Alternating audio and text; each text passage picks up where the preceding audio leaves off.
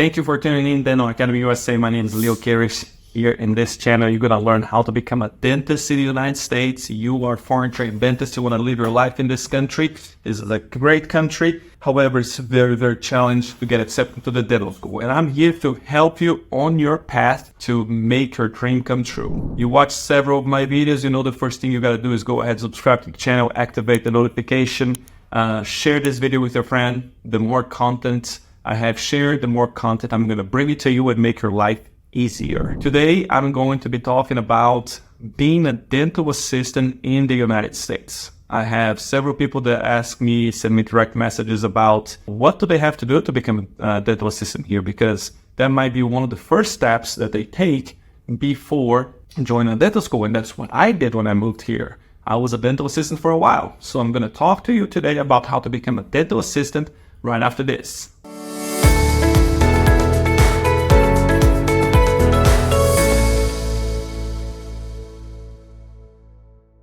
When I moved here a long time ago, the first thing that I did was work as a dentist. Well, technically, the very first thing that I did was take my exams because I didn't have a work permit. And while I was waiting on my work permit, I was studying for the exams. I cleared exams, National Board Dental Exam and TOEFL exam. In the meantime, while I waited for my for my work permit, I started looking for jobs. But I didn't have to work that hard because I already had one that was aligned for me.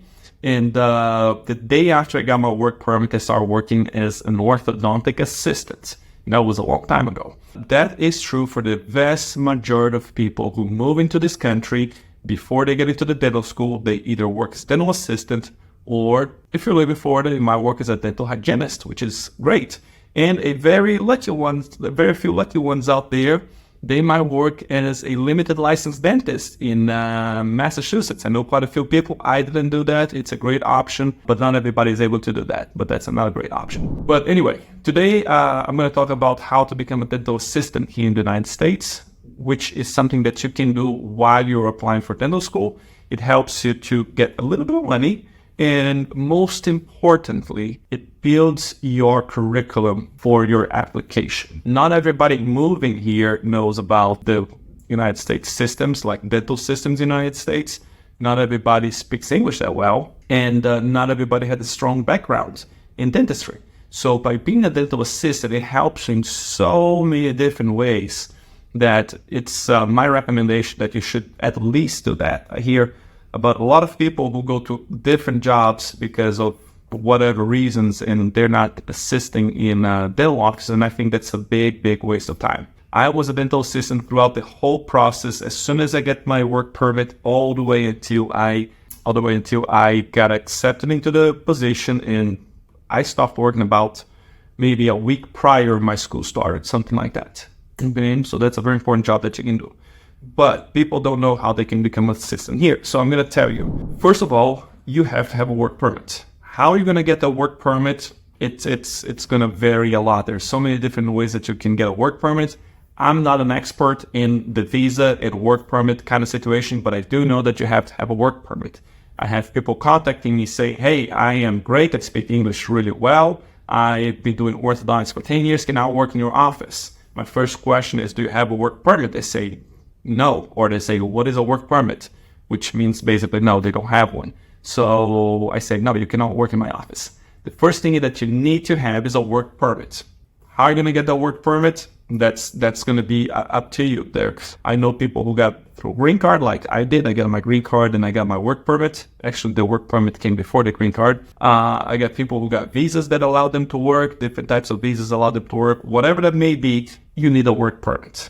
Okay, so you can work legally in the United States. That's the first thing. You come here as a student, you might not be allowed to work. You may be here legally as a student, but you may not be allowed to work. So make sure you have a work permit. That's the first thing. The second thing, you have to understand the rules of the state where you're living in. All right? Some states, and I don't know the rules for every state, but some states will allow you to work as a dental assistant without additional training. What other states will require you to go through school and get a specific certificate to be able to work there. And some states are different than others, so you have to know what's the rule in the state that you're living in. So that's important for you to know. I would say that the majority of the states will allow you to work without having a specific dental assistant certificate, but double check that information wherever you live in. And then the third thing, this is not a requirement for you to work as a dental assistant, but it's going to help you getting a job. The third thing is for you to be X-ray certified and CPR certified, especially X-ray certified. Why is that? You can work in many offices as a dental assistant, but if you're not X-ray certified, you're not allowed to take the X-rays. And that's a big part of your job. If you're not allowed to take X-rays, you're not able to fully deliver what is expected out of you. So if you are applying for a job and you already have the X-ray certificate in that state, you're allowed to take X-rays. That's going to be more likely for an employer to look at you as an applicant and be like, great, this person is ready to go. So this is something that I highly encourage you to do. And the other thing is the CPR, because it's another requirement that all the staff in the office, is pretty much everybody that works in the office, is CPR certificates. That has a CPR certificate, sorry. So these two things are big for you to get a job. It doesn't mean that you won't get a job without them, but it makes more likely for an employer to hire you, especially the certificate in X-ray, because that costs quite a bit of money. So if you don't have that, you're going to have to get that while you're working in the office. These two are the main certificates that I say that's important for you to obtain prior to getting the job.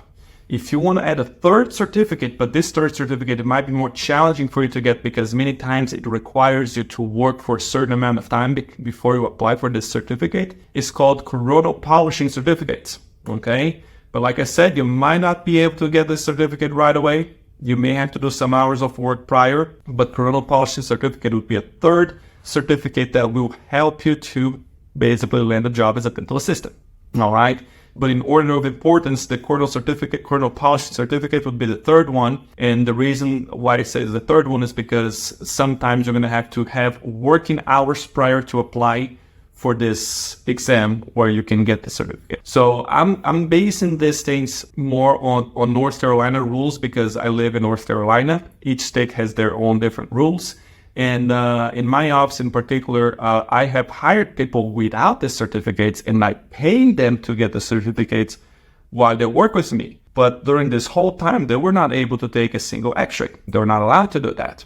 And it does cost me more money to get this done. However, I invest in my employees. Not everybody's going to have the same mindset that I do, especially because somebody can come work for me for 2 months and then I pay for all this process and then they leave. I mean, it could happen. Yes, it could happen. So that's why many people are like, okay, you don't have the certificates. That's a problem. Okay.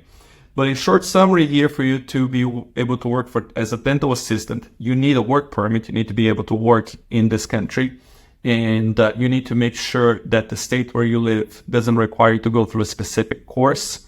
And then once you get these two things cleared, it's going to help you a lot if you get a CPR certificate, which is not that expensive, and an X-ray certificate, which is a little bit more expensive. Those are the things I would recommend to you if you want to work as a dental assistant. I hope this video helped. Share, click down below to share, leave comments, set up the notifications to receive the new videos from us. And thank you so much. I'm going to see you in the next video.